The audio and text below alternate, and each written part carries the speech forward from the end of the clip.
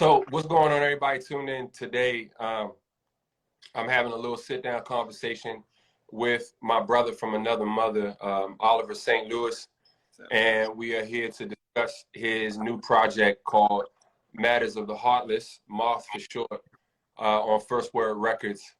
And the reason why we're talking about this record is I produced it and mixed it.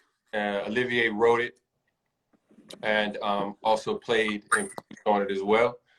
And we wanted to bring some attention to it, show it some love, and make sure that y'all get a little bit of the insight on how the record was conceived, what created it, what went into it, and just in general, just how we doing through, you know, all this craziness that's going on right now. Yeah. And yeah, we'll take some questions later. So I'll start off. What year was it that we started working on this record? It was over a summer before the pandemic, we started working on this record. I feel like we started this in 2018, summer 2018. Right. It was summer 2018 that we started working on the record. Yeah. And it finally came out 2 weeks ago now? 2 weeks old, 1 week old? I want to say it's coming on to, 2 weeks old, 2 weeks. So how's the record been received so far? It's been great. It's been great. A lot more, the record's been received a lot more than I expected it to, I must say. It's been, obviously, as you know, it's been difficult releasing anything during the pandemic, like anything properly. And I think we would have liked to have probably done a lot more in preparation for the release of the record. But considering it had a really, really good response, got a couple of really good playlists on Spotify. And a lot of people messaging in, asking about lyrics and stuff like that. It's been really well received. Good. This is one of the first records that I've mixed other than my own, like in my whole career, to be honest with you. I don't really do a lot of mixing of other people's records. I mean, obviously I produced them, but especially with artists that I'm doing records for, I don't tend to mix them. They usually get somebody else to mix it. But I had a great learning experience on strengthening my knowledge on mixing, which I was lacking. I didn't realize, to low key, mixing your record made me go back and wish that I could mix all my old records over again, because all the new knowledge that I have, you know what I mean? Yeah. No, I can understand it. I can understand that being an afterthought, coming into an upgraded set of skills. But I mean, to be honest with you, your records and your releases have so much nostalgia that it's almost like how you approached your mixing to those records is part of that nostalgia, and it probably would take away from it if you were to revisit and remix those records now, That's true, but you know how it is when you acquire new knowledge and you wish that you could go back for what you know now and do things differently. It's kind of like you're growing in front of an audience. Sure. And I'm always appreciative that there's even people that want to listen to what I'm doing. Yeah. But I feel like with every I get better at, mixing or writing or producing, and it makes me feel kind of subconsciously I didn't give people enough in previous records because of what I know now, Do you think that, man, I think these are conversations that we tend to have a lot when we're working together. Yeah. In the studio. Do you think that part of that is maybe the perfectionist in your artistry? And always, yeah. I'm less surprised now by the things that I expect other people to hear, especially nuances in the production, or things that we may have done instrumentally in the music.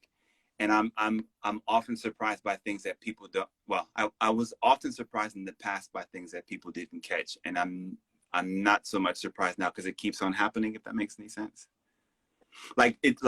People I realize that a lot of people. There are a lot of people who listen, those who consume music just for the sake of consuming it and enjoying it. they don't necessarily have a specific why, you know, for why they like the music. They just like it, you know? Yeah. Yeah.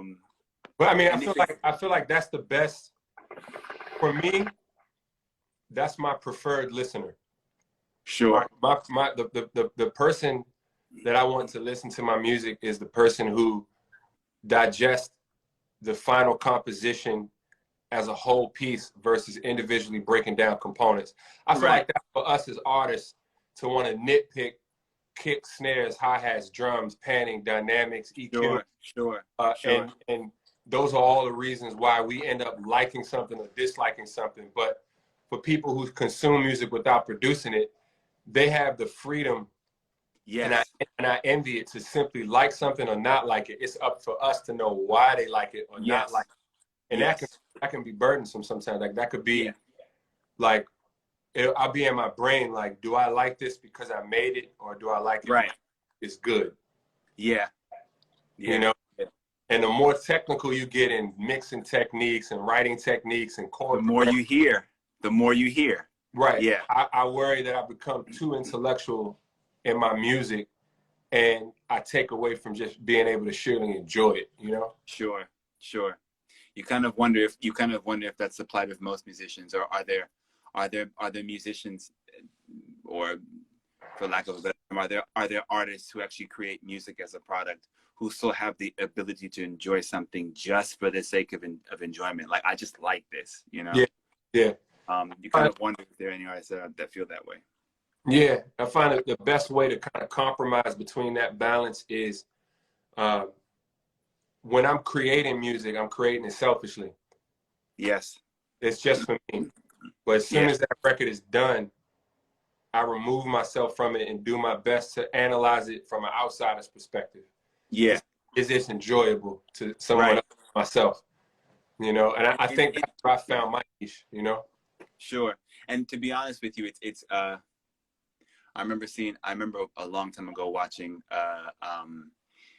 a lecture that John Mayer did at Berkeley, where he was talking about getting a lot of the students who were aspiring musicians and artists to understand that there is a distinct difference between your judgment of how good something is musically, and how much the people that you are making the music for judge things musically, you know? Yeah. And you almost have to, you know, it really is our job to approach the music, to approach producing the music from such a technical standpoint and a knowledgeable standpoint, and at the same time try to see it objectively from the consumer's point of view, you know? And I think it's very rare. I think you're very rare in that sense. We've often had that conversation as well. I often spoke about that when we were in the van on tour, you know, with the rest of Good Company, and just talking about how it's very rare that you have the ability to see from your eyes and also from the perspective of the consumer's eyes, you know? Yeah. It's a very rare thing to have. So how you feel about this record? I feel like we, for anybody just tuning in, we're talking about Olivier St. Louis's new EP, Matters of the Heartless, Moth. I produced it. He wrote and sang on it. How do you feel? Do you feel like we met that balance? Like, we like the record. You think it's that other people will like too, you know? Yeah. Well, it's interesting because this is what we were dancing in between, right? We were dancing in between three perspectives, right? You mentioned the whole notion of how do I feel about the record. I absolutely love the record. I think the record it feels really good to me to listen to. Like, it's one of the few records that I have. You know how we talk about how we don't, once we finish something, we don't listen to it again, you know? But it's one of these things that I keep coming back to because this particular place in my career as a singer-songwriter, I've really enjoyed the topics that I've chosen to write about on those records. Yeah. They mean a lot. They mean a lot more to me than a lot of the other stuff that I wrote previously. But we were in between.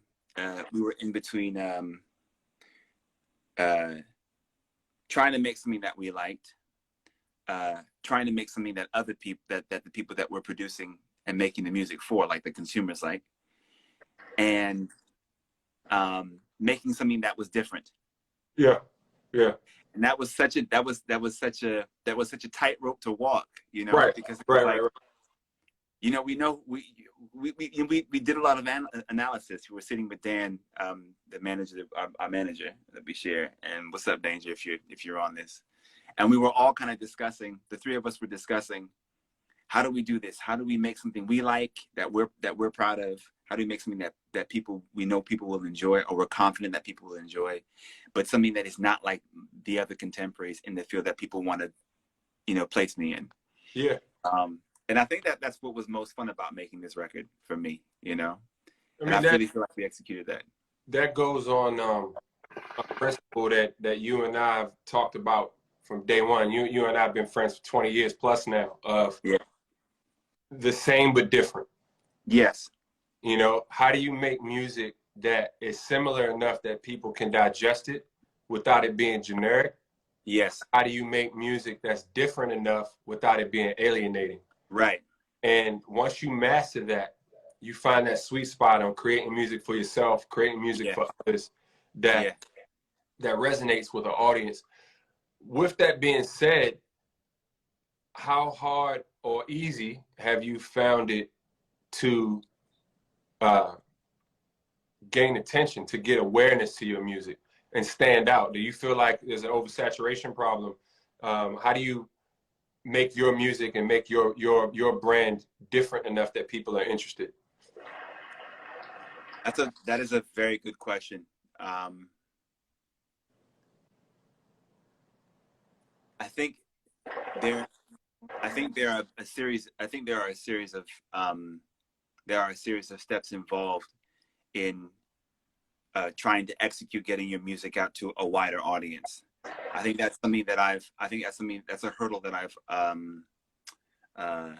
I felt I haven't really had a chance, and I haven't really given myself enough time to understand how to overcome just yet. Because it's one thing to make something that's different, and you know, you don't have a large circle of people who are listening to your music, you know, to arrive at a validation that something is different. But you have 1, 2, maybe 3 trusted sources whom you can listen to and say, hey, listen, what do you think of this music? And they agree with you on your perspective. Yeah, this is different. This is new. This is fresh. So I believe that we definitely achieved that that hurdle. You know, we've gotten over that hurdle as far as the music is concerned. But I think trying to reach a larger audience is a whole different ball game, especially now in terms of how Instagram has developed as a social media platform. Now you've got to deal with algorithms. It's a lot more complex. You know, times at which you post, hashtags that you use. Now all these new features that have come in terms of, like, you know, saving, you know, stories, using certain animated widgets and stuff like that within stories, saving other people's stories, et cetera, et cetera. You know, even down to, like, you know, Spotify and pre-saves and so on and so. It's a really complex thing, and it's something that I'm still kind of getting to grips with. I feel like that's something that that's a code that I haven't quite broken just yet, you know? Look, I ain't done that shit. And that's peace. What's up, EXO? That's one of my biggest problems that I want to kind of tackle this year. Is I'm not active enough. I'm not active enough, and I think I'm not active enough with marketing content online because I'm too comfortable. Sure. I know we have an audience, but me and you are brothers, so we talking direct. I'm too comfortable. Yes. You know, so I'm not doing enough to get new listeners because I'm satisfied with the ones that I have. You know, Yeah. And I think that you and I, being an older generation, we don't have that same hunger anymore that we used to have when we first started off, because we set out with some specific goals. We was in my basement at my mother's house. We was in the basement at your mother's house, and we was making beats and writing rhymes and songs. And we said, we want to live off of our music. Yep. Check. Check. We want to tour. We want to tour the world. Check. We want residual income from music that we've made in the past. Check. And it's like, shit. What else? What else? Yeah. What else am I supposed to do? And then you kind of like, wait, is everything still working? People still listening? Oh, okay, people still listening. Is money still coming in? Yeah, money's still coming in. Am I happy? Yeah. Most importantly, happy. am I happy? Right. I'm happy. And once you click all those boxes, it's like, I'm making a living from my music. I have a good legacy. I'm able to reach a big enough market to sustain myself from this music. Yeah. Yeah. What is the incentive on continuing to go about it as if I don't have any of those things? Well, this is it. And the way in which aspiring artists are going about it in this day and age, you have to wear so many more hats now in order for you to have an engine or a machine that is running in accordance to, you know, in the time like now, you know. Yeah. It's you know, part of us getting into this field and becoming professionals in this field is that we enjoy what we do. Yeah. And if we can get paid to enjoy what we do, then perfect. And so to have to go through the process of trying to now understand algorithms and social, it's not enjoyable. No. I enjoy making the music. I enjoy the aesthetics of photography and fashion, things of that nature. I enjoy the instrumentation, learning to play a guitar and being able to actually perform live in front of an audience. To a degree, I enjoy that as well. But the idea of like trying to do this to people 3 times a day, hey, look at me. Hey, look at me. Hey, look at me. I don't have time for that. I'm living life. I have an actual life. I have a life. You know what scares me is being a multi-generational artist who's had a career through different periods of music. Mm-hmm. When I observe how current artists market their music, and it's a necessity on how they're doing it. I'm not knocking it. I think that constantly feeding content, breaking your songs down to individual verses and releasing videos, showing people the inner workings of your music. These are all foreign concepts to us when we started music, because music was very private. Right. Like fans knew the artist, but they didn't know the person. But now, mystery. And now you need to know the person to know the artist. What I fear is that as I'm becoming more and more set in my ways and my ways of thinking, I'm turned off by the current methods of marketing because I dismiss most of it as narcissism. Yeah.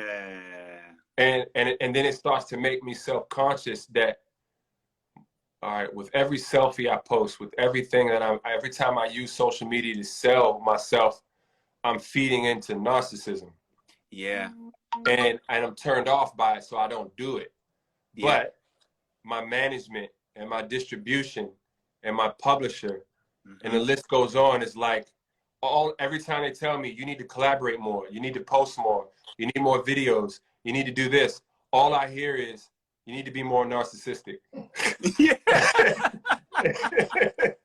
And it fucks me up, you know what I mean? Yeah. And the thing about hearing that all the time is you think to yourself, okay, so like where does the reason why I'm doing this all in the first place, where does that come in the list? Like, it's almost like showing yourself and showing your face and constantly trying to develop some kind of dialogue with people on social media is more important than the product that you're trying to promote in the first place. And it's like, well, I'm an artist. I'm not a what do they call that? What are the other social media platforms? I'm not a TikTok star, you know? No. Look, my distributor, when I released my last record in July, I had a meeting with my distribution, and they were like, okay, Here's your numbers on Facebook, Twitter, social stuff, da, da, da. You don't have any numbers on TikTok. So what are you gonna do? And I said, nothing. Nothing. I'm not gonna I'm not gonna do any. There's no challenges happening over here. There's no Mr. No offense to Mr. Hotspot. I love watching Mr. Hotspot's Instagrams and his TikToks. I'm not Mr. Hotspot. I'm not gonna be in the parking lot doing these. I'm just not. Right, but there's nothing wrong with it. No, I have just aged the fuck out of doing that, yeah. and I'm okay with it. In my head, I'm like, the thing is, low key, I love a lot of those dances, and I wish I could do them. But even if I got them down right, I'm gonna look like a dumbass. I'm gonna look like a dumbass in the parking lot, woeing, you know what I'm saying, and doing all these moves. Like I'm just gonna look stupid. Hey kids, check out my socially politically driven song. Here's my dance challenge. Yeah. I want everybody to hold up a picket sign and then do a two-step. The winner gets, I don't fucking know. I'm trying to get on Ellen. Man. I need to get on Ellen. You know? and the thing is, if I'm honest with you, a lot of the music that these artists are doing, in my honest opinion, doesn't really cut the mustard, because it's almost like it's not about that. Right. So now we can dive into something deeper. I'm a fan of social sciences and human behavior, and you have a degree in molecular biology. So in our private time, you and I have a lot of conversations about what we analyze about human behavior, because we in turn use that to create marketing and create music. And you remember we were having a conversation about psychological studies on the behavior and the relationship with music have all determined that people like the music most that they listen to between the ages of 18 and 25. Mm-hmm. The music that you listen to between the ages of 18 and 25 will have more of a permanent imprint on your brain. And as you become older than 25, it becomes harder and harder to make longer lasting impressions with music. Therefore, you start to get psychologically into this category of the music of my time is better. When in fact, the music isn't better. It's just that you're older. Yeah. So you can't relate to the newer music. Therefore, you dismiss newer music as being inferior to the music of your generation. And every single generation does this. Yeah. And that's knowledge that I took to heart, because it made me understand that fans of my music or fans of quote unquote golden era hip hop, they don't necessarily know themselves that that music isn't better. It's just better to you.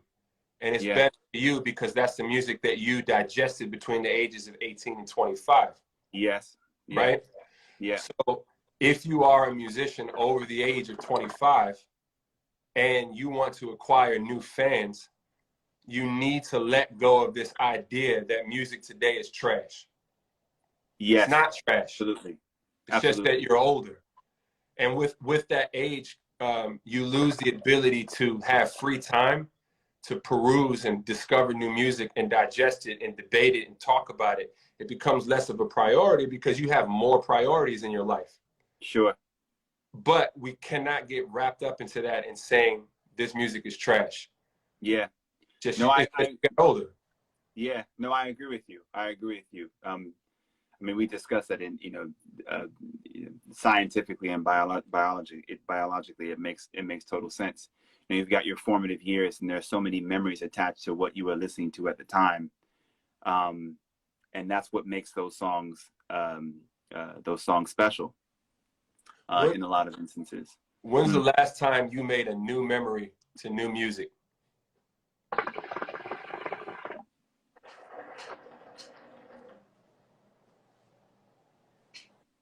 The last time, I'd say there's probably two different instances, right? But only two different instances. I remember when my first Xavier, when he was like when he was like maybe like coming on to 2, he could walk. And I guess this is kind of where the sticker comes in, because the music, I was actually listening to music from somebody that's probably more nostalgic to me. So that kind of debunks the argument a little bit. But I created a new memory to a new release from this artist. Van Hunt's The Sunrise, The Sunsets came out. And I can't remember. I think it's like thinking a new language. I forget the title of the song, but this particular song was playing, and I turned around and I saw Xavier like trying to snap his fingers and catch the beat, and that made that record that much more special to me, you know. And I think so. You created a new memory to older music. Well, I created memories to a new release by what would be considered a more nostalgic artist making more nostalgic styled music. That proves my point. You and I have been listening to Van Hunt since the early 2000s, when we were between the ages of 18 and 25. True. So when that artist who was strong in our brains between the ages of 18 and 25 comes out with newer music, he's still within our generation where we're able to emotionally connect with that music. Yeah. But how hard is it for us to have an emotional connection with music that comes out today? And is it the music's fault or is it our fault? You know what? Well, this is what I would say. I think that taking into consideration that I think that you and I are so quite open-minded as musicians. I don't necessarily think that even in our older age that we shut things out just because they don't sound like what we used to listen to. I think we do try to. I think we to a pretty large extent. I think we do try to take into consideration what is current and try to incorporate it into what we naturally express. But what I would say, as a juxtaposed argument, what I would say is, there is music where I'll see how certain, it's almost like I'm living almost vicariously through my brother and sister, or I'm living vicariously through my kids, and I see the music that they like, and it makes me like the music for that reason. Sure.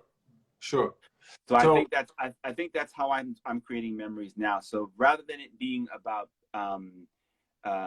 my formative years as an individual maturing into an adult, it's more so my experiences vicariously through those around me who were doing the same thing in their sort of space and time, you know? Yeah. I see a lot of parents on TikTok join their kids in the dances. Like, oh, well, that was actually kind of fun. I can't do this dance, but you asked me to do this dance with you and I'm doing it, and it's actually made me like the music. I mean, I haven't got to that point yet, but you know. Sure. I think you touched on a good point. And this is something that psychologists studying human interaction with music have touched on, is music. Like, imagine listening to music as an exercise. Mm-hmm. And the more you exercise, the easier it is. And the longer in your life you can continue to exercise. You know, you've been a runner your whole life. As you get older, you can continue to run. If you haven't been a runner and you decide to take up running, it might become more and more difficult over time, right? Yeah. So I feel as though musicians exercise the art of listening to music and consuming music on a myriad of levels that a sheer consumer doesn't. So our brains have a longer lifespan, the elasticity of our brains lasts longer, where even though psychologists have proven the music that you listen to between the ages of 18 and 25 imprint themselves in your brain the strongest. I think that if you are a musician, that time to imprint music on your brain can be prolonged. It can last longer. Yeah, it's the practice of discovery that continues to upkeep or maintain that neuroplasticity, you know? Exactly. So it's like, whereas like that's actually a perfect point. It's the difference between us and, let's say, for example, a person that works in a more conventional industry, you know, that has very specific schedules and is based on a 9 to 5 and, you know, based on 2 vacations a year, et cetera. It's a structured industry of sorts with 401ks and so on and so forth. I think those people spend a lot more time maintaining a structured and scheduled lifestyle that doesn't give a lot of space for the obsessions that they probably practiced as in their younger years, like sitting in your room and putting on a CD and listening to the CD from start to finish and looking at the credits. And like, people don't really have that kind of time anymore, but we do. Sure. And you're right. You're absolutely right. I think this is what allows us, providing you have a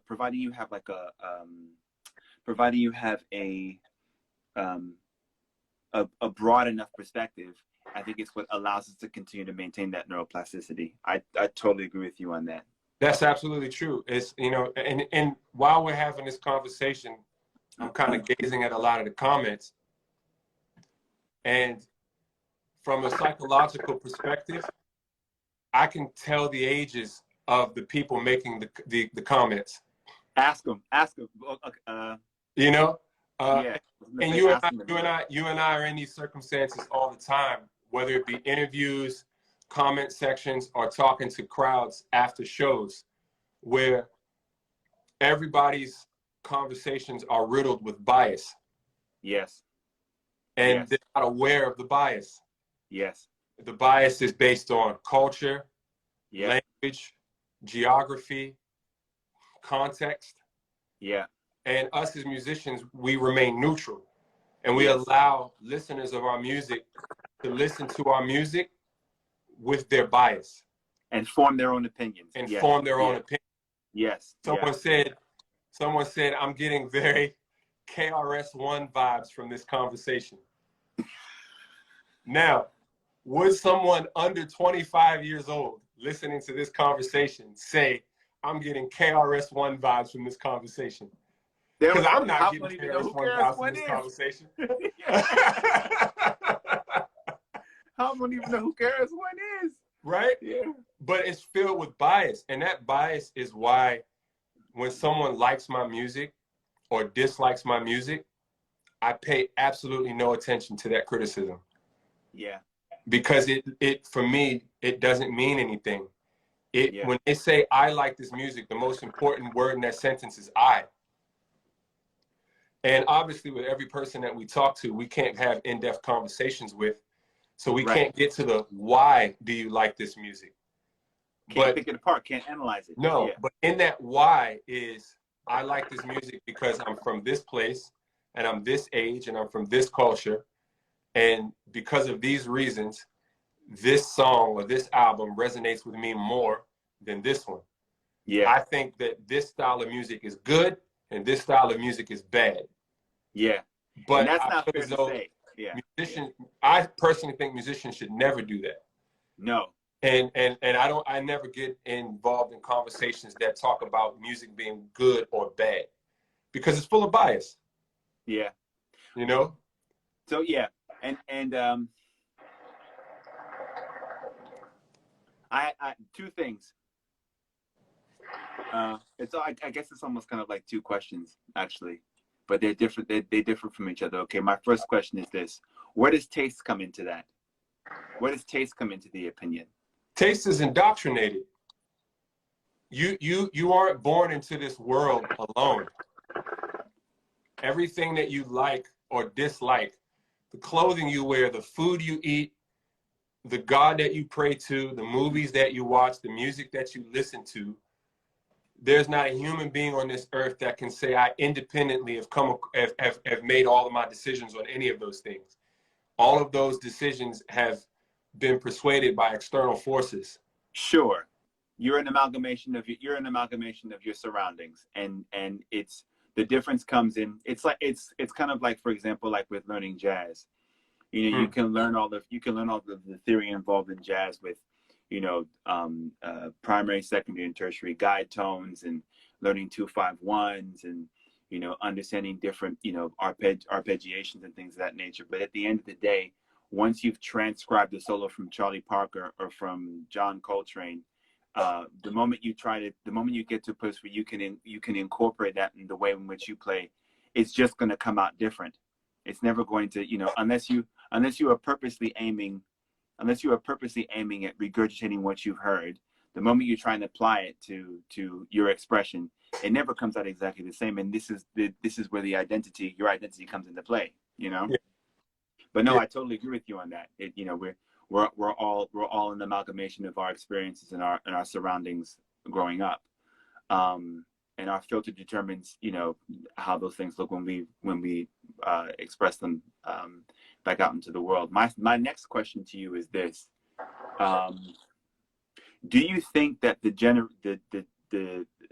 current generation now that essentially are deemed the new, the current, the fresh, do you think that they will end up becoming more open-minded because they have easier access to information with the web and the internet? Yeah.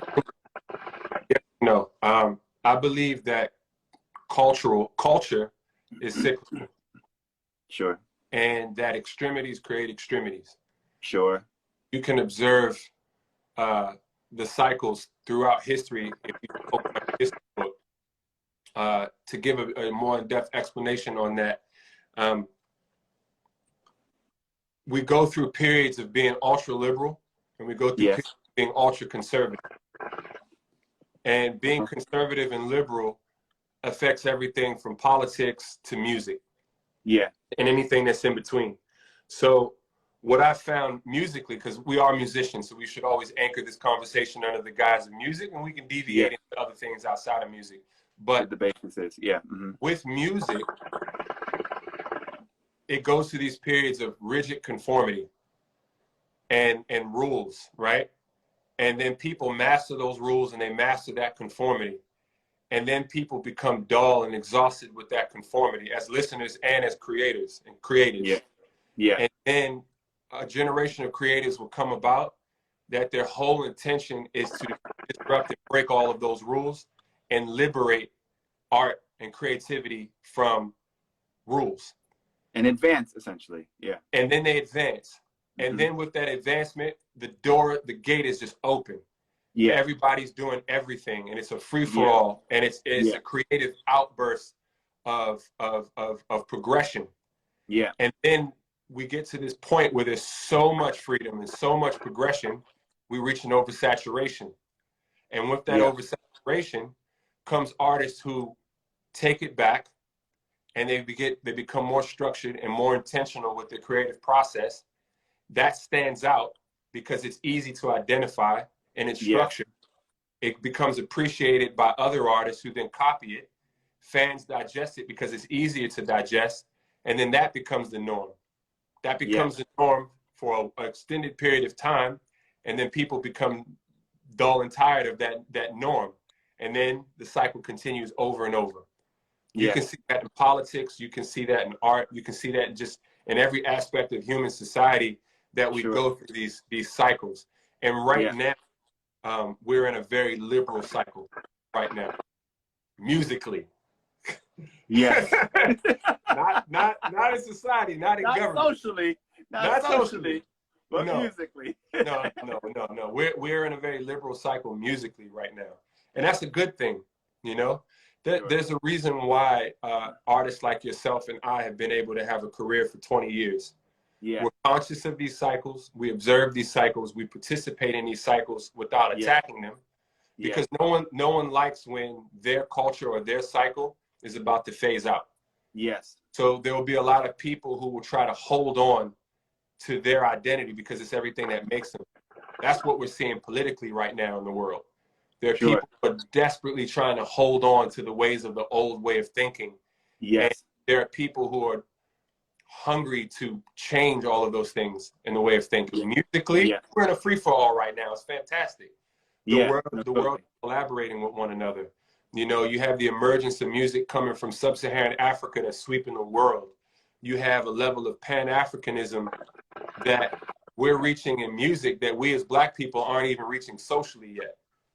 Yeah. You know, we're just starting to be able to reach socially as Black people what we're reaching musically, and we're way more advanced as far as our socialism and Black music than we are in Black politics. Sure. You know?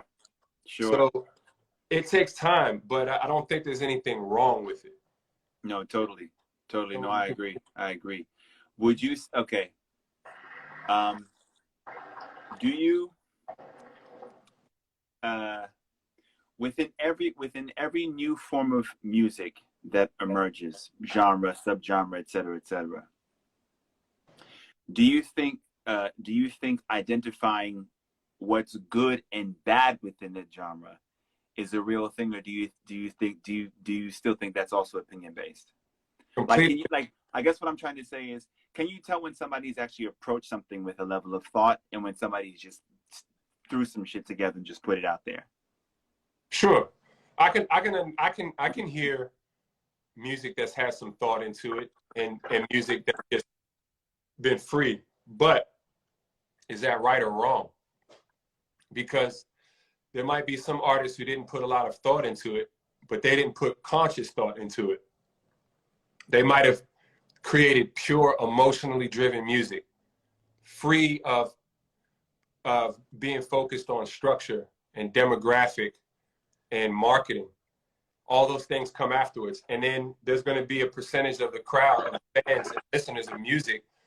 That's the thing that's going to resonate with them. I don't know why I like this, but it's just so raw. Right. This person just made this song. Yeah. There's a space for that, and we need artists that just make music sheerly for emotional reasons. Sure. And then you have music that's made sheerly out of everything was thought of, just intellectually. You know, someone like, what's his name? Like Jacob Collier. Yeah. Like his music, you can tell so much thought goes into it. But then a lot of like current trap artists, you hear that not a lot of thought went into this. And we may want to dismiss that as being inferior music, but it's not. It's just more emotional. You said that you and earlier in this conversation about studying jazz greats. Mm-hmm. Do you think the jazz greats themselves, when they made these compositions, were nitpicking every single chord that they played? Or was it the Berkeley musician that gets the transcribe of what they played? They're the one meticulously studying each note. I would argue that a lot of the jazz standards that musicians feel that they have to learn, the artist who created it was coming from an emotional state. You know, how many of these artists had traumatic lives, riddled with, you know, trials and tribulations, substance abuse, poverty, etc. These songs, I mean, we have an entire genre of music that's named after an emotion, rhythm and blues. Blues is a metaphor for sadness, right? Sure. So we have a genre of Black music that has impacted all music around the world, that was created out of emotional circumstances. Sure. It became intellectual afterwards. So it's interesting. Yeah. There's artists that are still making emotional music now that will eventually become standards that people remove emotion from and just learn as standards. Sure. It's interesting that it's interesting that you mentioned that, because I would say the difference between, and John, who's the drummer in Good Company, he has a master's in jazz, so he often educates us when we have questions about that particular, in particular, that area of music and that genre and that time of music. I would say one differing factor between how musicians during the rise and fall of jazz and how made music then and how artists and musicians make music now is it was I think it was a lot more. I think it was a lot more difficult to. It required a lot more. It required a lot more knowledge and a lot more education, whether taught by institution or self-taught. It required a lot more education to be able to put a composition together. You would find that a lot of jazz musicians during that period. Somebody correct me on here, whoever's watching, if they have further education in the arena. You would find that a lot of jazz musicians had the ability to write music, lyric, and note. And they kind of had to, because if you were to put a quartet together, you had to make sure that the drummer could actually read, that you could make charts for the drummer, you could make charts for the bassist, you could make charts for the saxophonist, and then whoever was actually leading the quartet, guitarist, whatever the case may be. And I think being able to make those maps required a certain level of education and knowledge. And I think in this day and age now, gosh, man, you could sing into this, you could sing into the software, and you could make a synth. You know what I mean? Like, like there's packs now, and you just get given all of the, people can be one-man bands and, produce whole compositions on a DAW. And you don't require anybody unless you want to bring a musician in, a live musician, to play something, Okay, so you're saying that previously you had to have a lot more of an in-depth knowledge on musicianship, and that now you can just say things into a DAW. But you argue that that's the difference between analog and electronic, meaning that if an executive producer walks into a Motown studio who doesn't know how to play instruments, and he dictates to a band on the emotion that he's trying to convey, the band knows the inner workings of writing and composing music. Mm-hmm. And they go through a series of demos until that executive producer says, yes, this, even though that executive producer didn't lay a finger on actually playing any of that music. How different is that relationship on executive producers conveying to musicians on what to play than to a bedroom producer conveying to a DAW on what to program? What I would say to that is an executive producer, and I guess executive producers, I would imagine executive producers gain a reputation for hitting the mark more often than not, right? That's what probably gets them into more studios at the end of the day. It's like, work with this executive producer because this guy's opinion is golden. And I think that opinion comes from having a very wide vocabulary of records and releases. That person must have done a lot of listening to a lot of different genres of music. Probably, like ourselves, is quite open-minded in, oh, this is really good, I really like this, even though this is different to what I'm normally used to. And they're able to incorporate that vocabulary into what they hear, even if they aren't musically educated. I would say that's probably a difference, versus, and that doesn't take out of consideration, which I think is a very valid point, that you still need emotion. And there are some kids who can be in the bedroom, learn Fruity Loops, and have enough emotion to be able to make something amazing that resonates with so many people in their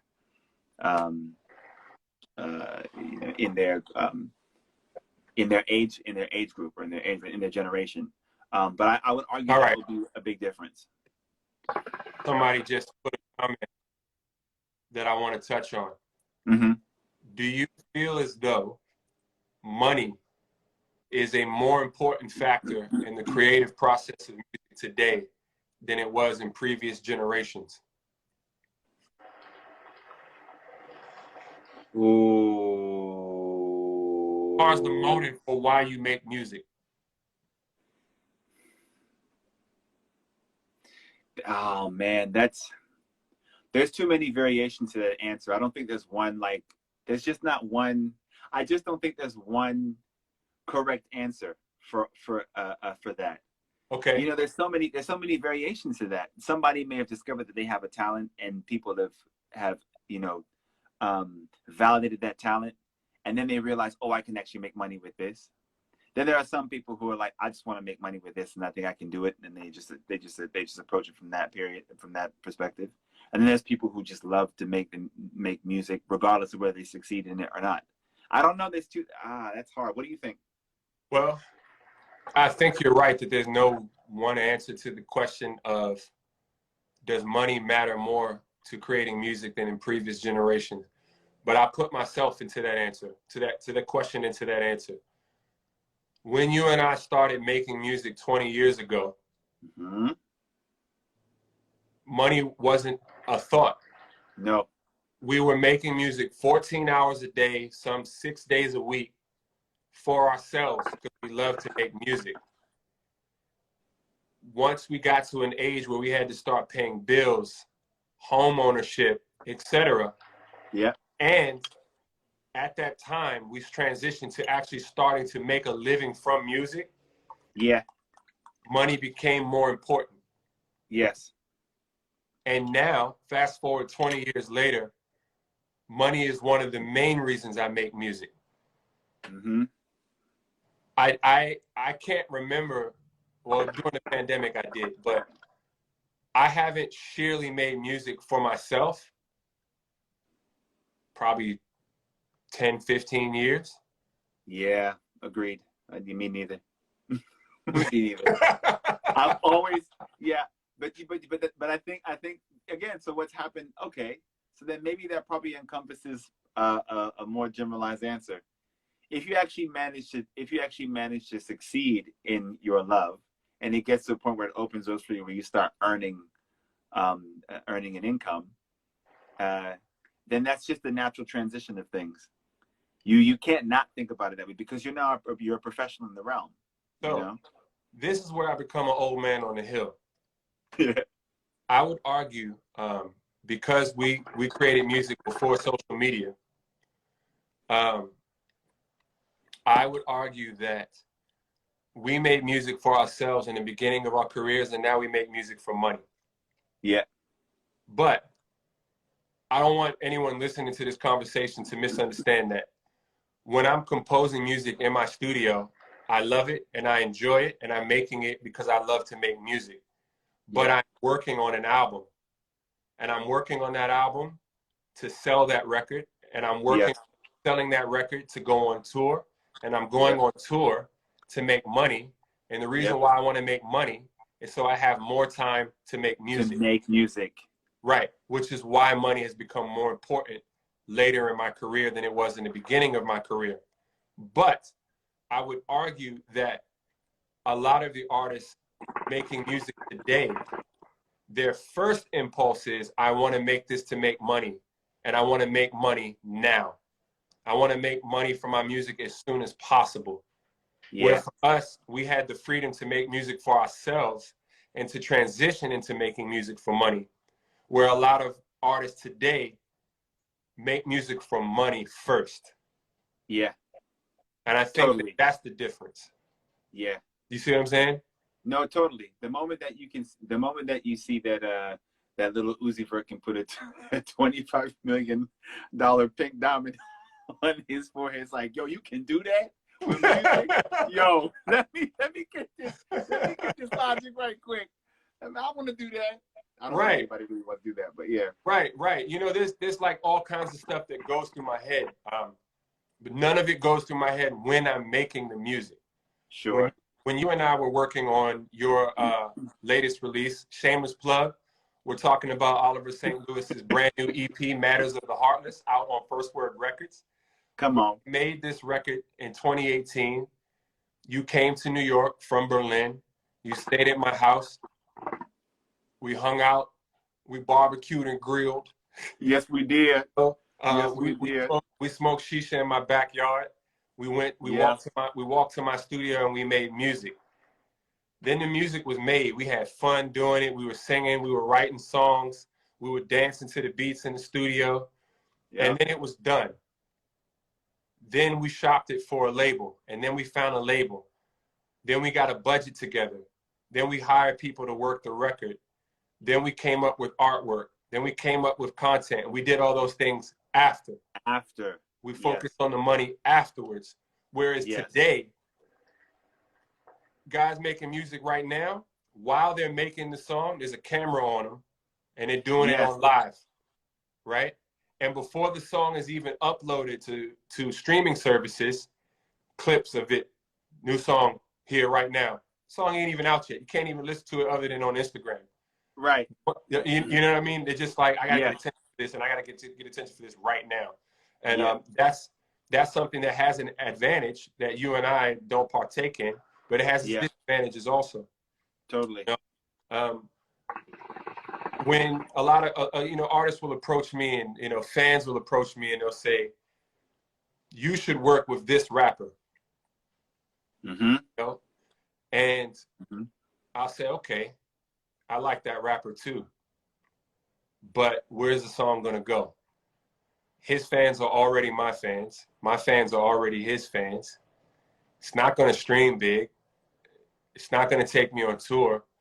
Ooh, his subject matter, I'm not gonna get it licensed. It's not gonna be Right. It's not relatable. It's not gonna be in the episode of this. I'm not gonna get any residual income from it. If I made this song, it would surely be for the culture. Right. Culture's not gonna feed my 3-year-old. So I'm gonna opt to use my time and my resources to make a song that's gonna feed my 3-year-old, not that's gonna make my hip hop fan jizz on himself because his two favorite artists have finally worked with one another. And what's interesting is that there are so many that I've witnessed this, when we've been on tour, and there are certain people that'll come to you afterwards, because a lot of you who are watching this, you more than likely have been to an Oddisee show or an Oddisee Good Company show, and Amir always makes time to see his fans afterwards, sign records, shake hands, kiss babies. He always makes time for fans afterwards. And I often end up getting an ear into some of those conversations taking place.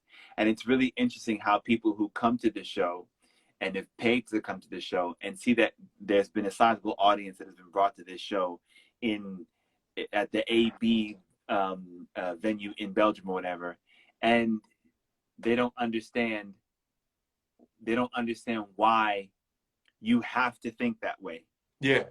You should be able to do it for the love. Well, it's not just the love that actually got you and the rest of these people here this evening. You know what I mean? It's not just the love. Not just the love. Behind it. There's publicists, there's a record label, there's deadlines, there's schedules. You know what I mean? There's intent behind this, man. We're trying to get this stuff licensed, man. We want to make more music, Yeah. I saw a comment on Twitter recently where this guy said, Oddisee's cool, his music's cool, but I don't really listen to Oddisee because I find him weird. I find something very untrustworthy on the fact that he doesn't use profanity in his music. It just seems a little weird to me that all his music is clean. And I cuss like a sailor outside of music. I don't use profanity in songs. In music, yeah. And I read that comment, and I thought about it for a while. And it was that disconnect between why an artist might make music versus why a fan might listen to music. Sure. And right after I read that comment, I got an email from my music licensing company that said, "Hey, great news. Your song, No Skips, just got licensed by Queen Sugar to use in their new season." And the reason why I've been successful in music licensing is because my songs don't have any profanity in them. Yeah. And I learned that when I got, maybe it was like my second or third Nike commercial, where I would get briefings, and the briefings would say, "We're looking for clean music." And by clean, we don't mean a clean version of a dirty song. We mean absolutely no profanity, even in the original version of the song. Yeah. Because bigger companies don't want to take the risk of offending older demographics that would be turned off even by hearing a beat or a word cut out, because that they know that there was a cuss word there. Yeah. Right? So the bigger companies don't even like taking the risk on using clean versions of dirty songs. They want a completely clean song. So once I realized, all right, I'm never going to make the type of music that's viable that I'm going to make millions from my music. So how am I going to make millions from my music? I'm going to make millions from my music by a collective of streaming, selling physical, touring, and music licensing. Yeah. I'll increase my chances of making money through music licensing if I don't have any profanity in my music. Yeah. I'll increase the chances of older people listening to my music with their younger children if I don't have profanity in my music, which equals I'll sell more records because I'll be selling to a wider audience, and Right. I'll make more money in licensing. So Right. I'll invest in music. Yeah. You know? Yeah. And those are the things that we have to take into account. Yeah. That the listener doesn't have to take into account. Yeah. Yeah. And It's it's always interesting to have those conversations with fans after the shows. And that's the main reason. I mean, I have to be honest, I don't come from some approach of I'm just a people person. I'm very much an introvert. You are an introvert. And that's why me and you have been friends for so long. Because we pretty much hate everything, right? Yes. So when I'm talking to fans, I'm doing field research. Yeah. And to anyone listening to this conversation, have a conversation with people for the humanity of it. Take away the information from that conversation as data. Yes. Every conversation can be used as data. Real life field testing data, you know? And that's the beauty of touring that you and I have been blessed to have is you do field research. We can talk to our fans in Minnesota. We can talk to our fans in London. We can talk to our fans in Singapore. And we can understand why did the Singaporean artists, a crowd, go crazy for this song, but the crowd in Minnesota didn't go crazy for that song? Right. Why did the crowd in LA go nuts for this song, but the crowd in New York didn't? Right. We need to know why. Yeah. Yeah. And to put a disclaimer in there, it doesn't mean that we are any less emotionally involved in the subject matter that we are putting into the music. Exactly. We are very much emotionally involved with that, and we are very much trying to call on real experiences, whether they are experiences that we have actually been through ourselves, or experiences that we have observed through somebody close to us, and we still try to put that into the music because that's where the connect essentially comes from. But once you get to the point where you are producing a product for consumerism, you have to take all of those different sectors into consideration, you know, and that means that I'm gonna have to find a more interesting way to convey the same emotion and the same experience without saying 5 or 6 different curse words every 16 bars, you know? How hard has it been for you to find inspiration to make music with the lack of social connection due to the pandemic? That hasn't been a problem at all. And the reason why is because number one, as we said earlier in this conversation, we actually live a life. We have a family. We have a circle of people around us. Even though we are very much introverts, we have a circle of people around us. We have friends who we discuss personal issues with, and you know, in our research in terms of conceptualizing a song and subject matter, we almost kind of people observe, if that makes any sense. And through people observations, you see that there are certain patterns in human behavior that repeat themselves. So it never ever requires me needing to go outside of my circle and meet people I've never met before in order to be able to gain inspiration or to gain subject matter. I like we've always said, live too much of a life to need to do that.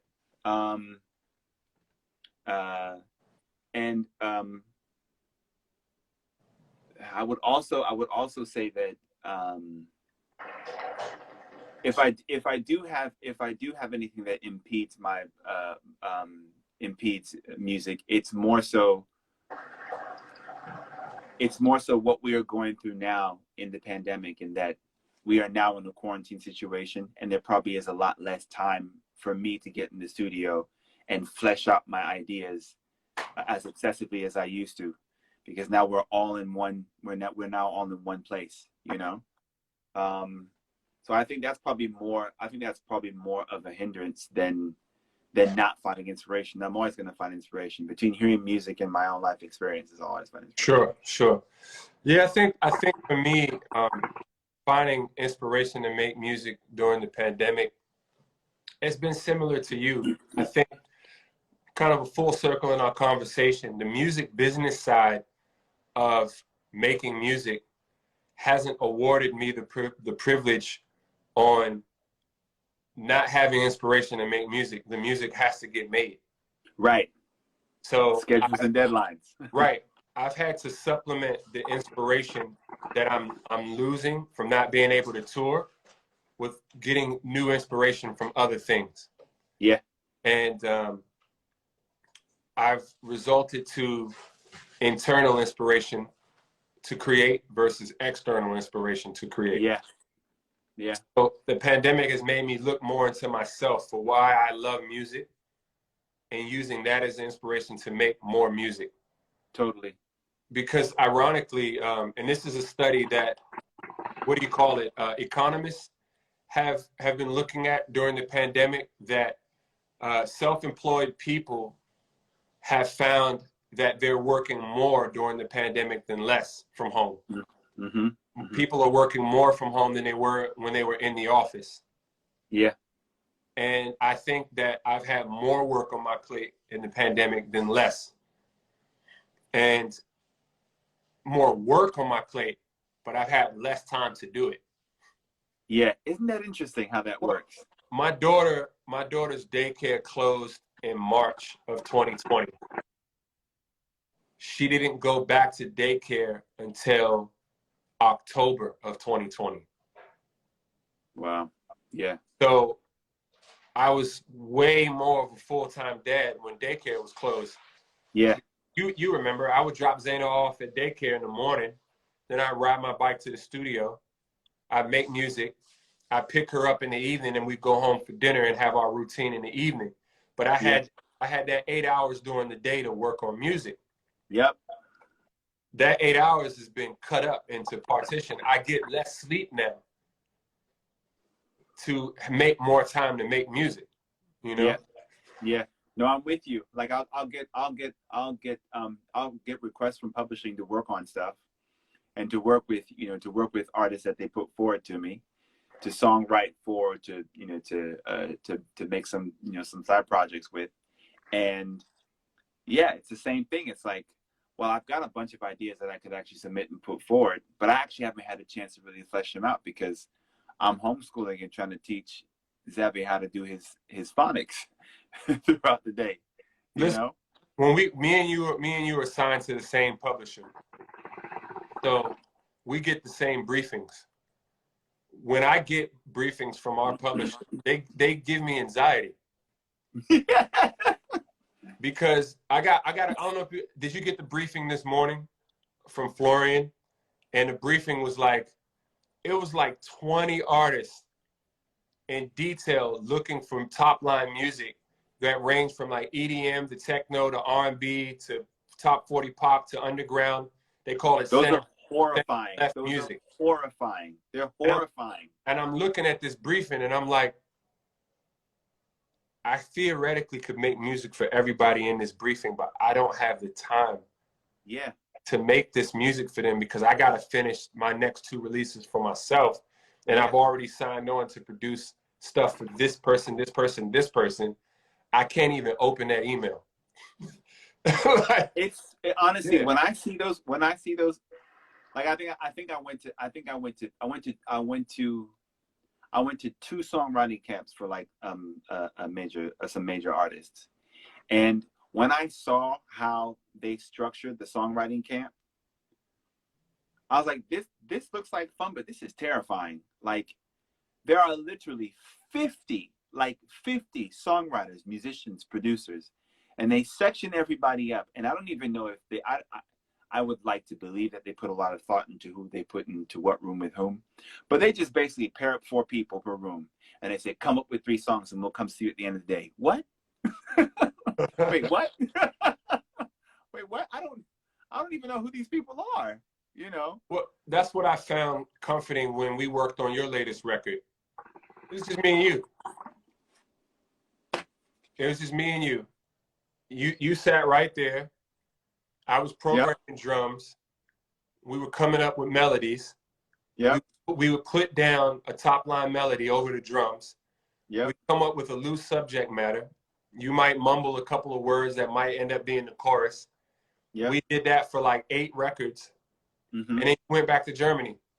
Yep. And then you wrote an album and you sent it to me and I mixed it. Bing, bang, bong. Bing, Right. bang, bong. Bing, bang, Right. bong. Right. That level of like comfort and distance record made the record easier to produce. And you know, it's interesting because like my wife, Shawnee, asked me this.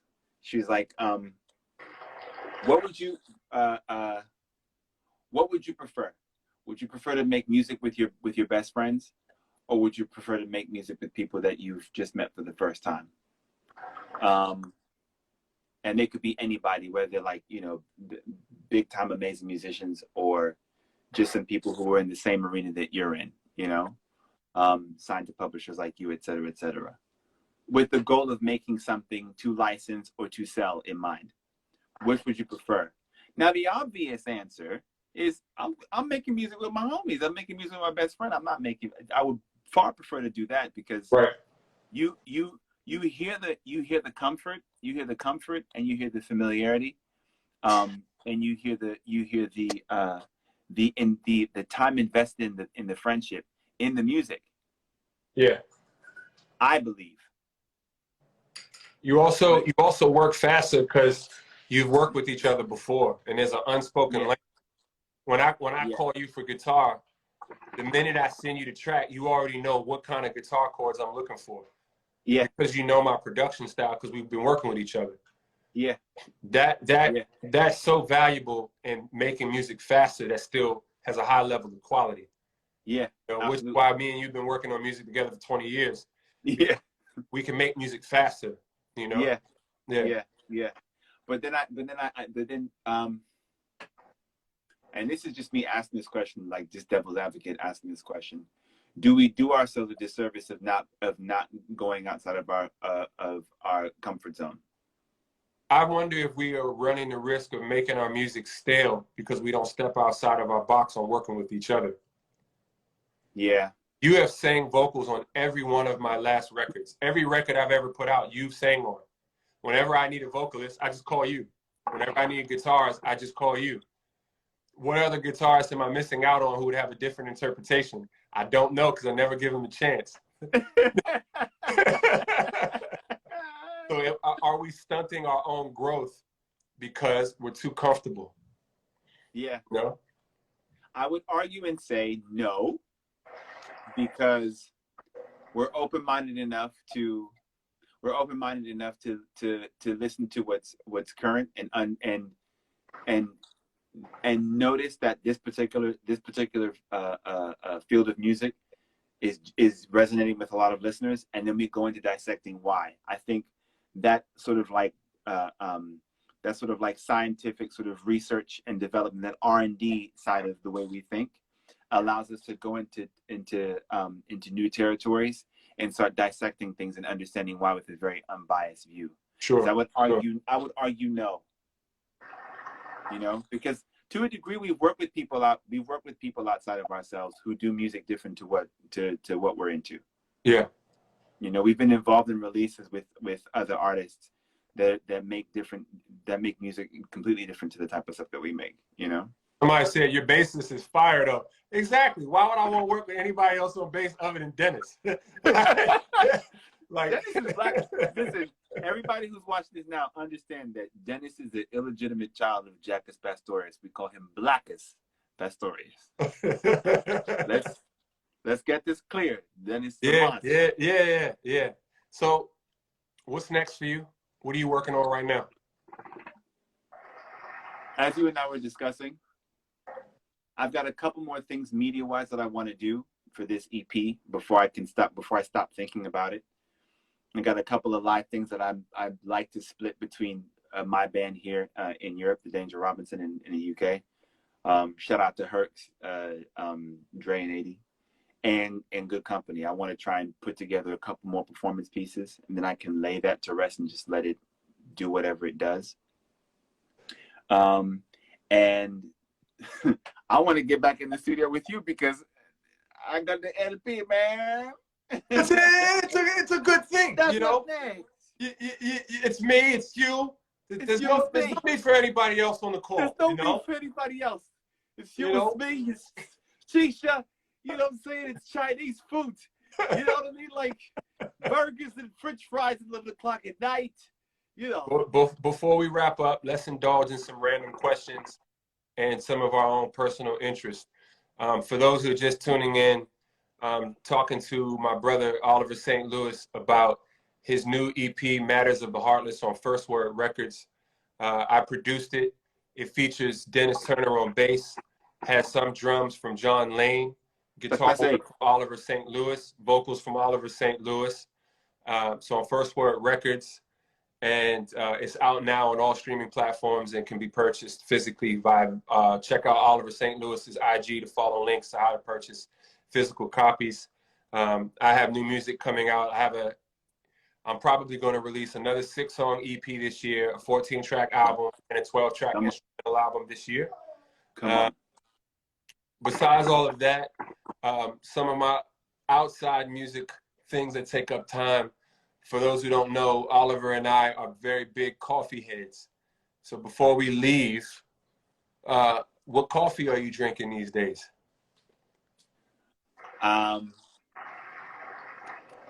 You and I have connections to a couple of very awesome roasters. Shout out to, I've got to make sure I've got his name correct. Cohen, I don't know if he's watching. Cohen, is it Cohen? If he's watching, message me to make sure I've got that right, Cohen. But I always call you Cohen. But he is Huckleberry Roasters in Denver, Colorado. Yeah. And I just got a package from him that I'm devouring at the moment. He sent me some geisha beans, and I'm on the second bag now. I killed the first bag. And I actually posted on IG because I don't know if it's him or one of the roasters in his company that's actually done it. But they labeled one of the tasting notes in the bean fruit snacks. And Amir, no word of a lie, it tastes like there's fruit snacks in the coffee. No word of a lie. All right, man. I'm gonna have to check that out. I'll send you a pic. But yeah, Huckleberry Roasters and my favorite out here in Brooklyn that I go to quite often, Bonanza Coffee Roasters. I am drinking. I'm gonna plug myself here. I'm drinking Oddisee coffee. Plug it. For anybody who's interested, I have a coffee collaboration with Vigilante Coffee Roasters out of Hyattsville, Maryland, Prince George's County. That's my hometown. And we have an Oddisee coffee on Vigilante Roasters. It's currently sold out, but we will be restocking the coffee soon. I'm a fan of it. It is an Ethiopian coffee, single origin. Big fan of it. If I'm not drinking that, I'm drinking B&W Coffee Roasters, black and white roasters out of North Carolina. Their geishas are incredible. That's what I'm drinking in the studio or at the house. And before we leave, let's not be narcissists and have an entire conversation with ourselves without opening it up to people who have been tuning in this entire time. We really appreciate you guys listening to us talk music, psychology, socialism, everything. Yes. Let's take a couple questions. If it's a question for me, please include my name in it. If it's a question for Olivier, please include his name. What do you say? Oh, let's take a couple questions before we roll out. So on that note, anyone has any questions, please shoot. We're going to read the comments right now and ask and answer them to the best of our abilities. Yeah, we're making this conversation available. Let's go. Who has a question?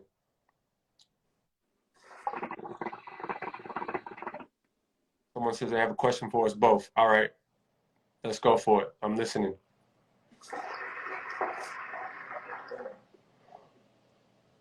Why the title for Oliver's album? You want to tell them why the title for your album? Sure. I just actually answered an interview on that today. It just simply stands for Matters of the Heartless. Just simply, I don't know if you've actually seen thank you for the question, whoever asked it first and foremost. It actually speaks to the image on the EP cover. Matters of the Heartless is based on the idea that we do not see the effect that our words have on others. We choose not to see the effect that our words have on others. And that's the reason why, obviously, having the moth, on my mouth for the acronym Matters of the Heartless, that representing the words that are coming out of my mouth, and me having the hand over my eye is a symbolism of me choosing not to see how what I'm saying affects the people that I'm saying it to. Oh man! All right, I'm gonna tap this question widget thing right now. Let's answer this one. What food have you been enjoying lately for the both of you? I have been enjoying Ethiopian food lately. I've been eating a lot of Ethiopian food, but I'm Sudanese, so that's just that doesn't really count. Shout out to East Africans. I love East African food in general. How about you, Olivier? Recently, I've gone on to a bit of an Asian tip. I've been eating a lot of soba noodles, like soba buckwheat noodles. Okay. In like a fish broth. With a lot of sesame seed oil and chili oil. Shout out to Winston, my homie Winston here, who I meander into stores and shop with. That's what I've been eating a lot of. Next question. Am I a millionaire? No, I am not a millionaire. I'm 100,000 there. And the last time I checked, my entire music catalog is worth between $1.2 and $1.5 million. My catalog, not me. Okay. There's a difference. Next question. This one's for you. Can you see the questions, Oliver? I can't see him, no. Okay. Oliver, what inspired you to write Serotonin? It's so on point. People watching, man. Observations. Once you develop that research and development mindset, and you're looking, your subject matter sparks your inspiration when listening to, in particular, that song that we produced back in Brooklyn. It was just all of the conclusions that I drew from all of my observations of people's activities on social media, and yeah, that's where it came from. All righty, next up.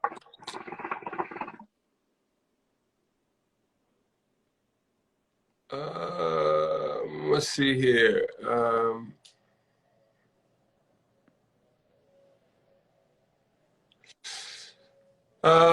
What has been the most useful piece of wisdom that you've ever received?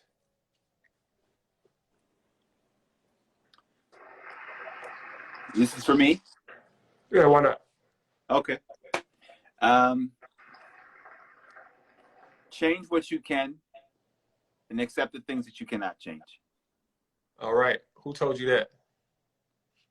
It's a good question. I'm not sure where I got that from, but the moment that I heard it stuck with me, because there's just so many things you don't have any control over. Serotonin. You're not in charge. We're not in charge. Next question. How do you inquire work from either of you? For me, it's pretty simple. You can go to my IG. It'll take you to my manager. Send him a DM or send him an email via my website. For you, Olivier? What he said. What he said. We have the same manager, so. What he said. Someone says in the comment sections, how can I get one of your beats? Holler at my manager. He's open. He ain't doing shit. Pandemic. He's stuck inside. Olivier, what advice would you give to timid songwriters? Timid songwriters. What advice would you give them? Get out your comfort zone. Come on, man. Give them something more than that. They said they're timid. It's as simple as that. Listen. Yes, drill Get sergeant. out of your comfort zone. You have to go out. Whoever's in front of, whatever you're working on releasing, you have to expose yourself and allow people to poop on you, not literally. Just allow people to poop on you and be objective about the criticism. Get over how it feels, 'cause it's gonna hurt, but get over how it feels and assess yourself and grow. You won't grow unless you get out your comfort zone. That's it. Okay. Someone said, it's a simple question. How y'all been this year? Well, goddamn. Where the fuck do I start? How have I been? Listen, there's not enough time on this. There's not time on IG Live to talk about how we've been.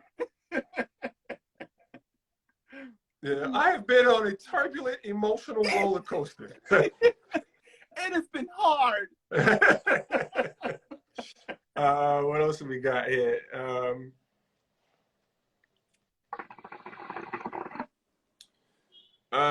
What made you fall in love with music, and specifically your art form? What made me fall in love with music?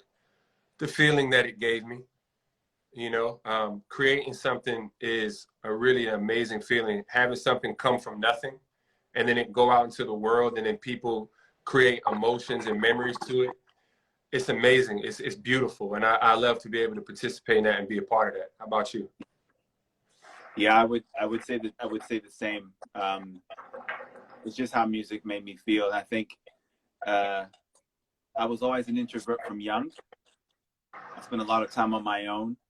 And not to sound soppy, but music was pretty much my best friend. You know what I mean? It really allowed me to kind of like calm out my emotions and give my emotions a space and identification. I managed to achieve that through music. So, my man, bro, thank you for taking the time out. I know it's late in Berlin right now. Thank you, man. Thank you for pulling me out, man. Good. Thank you, bro. All good. For everyone who tuned in, thank you so much for listening to my brother Olivier and I talk. We have been talking about his new EP, Matters of the Heartless. It is available now on all streaming platforms and for physical purchase. Make sure you follow Olivier St. Louis to get the record or just listen to it. As soon as we get these goddamn vaccines and they open up the touring again, we will be back on the road bringing this music to a venue near you. Yes. Thank y'all so much. I'm Oddisee. It's my brother Olivier St. Louis. It's been a pleasure. Everybody have a good rest of your day or evening wherever you are in the world. Peace. Say bye, Lawrence. Bye. Bye. All right, man. I'll let you know, man. Peace. All right, man. Peace.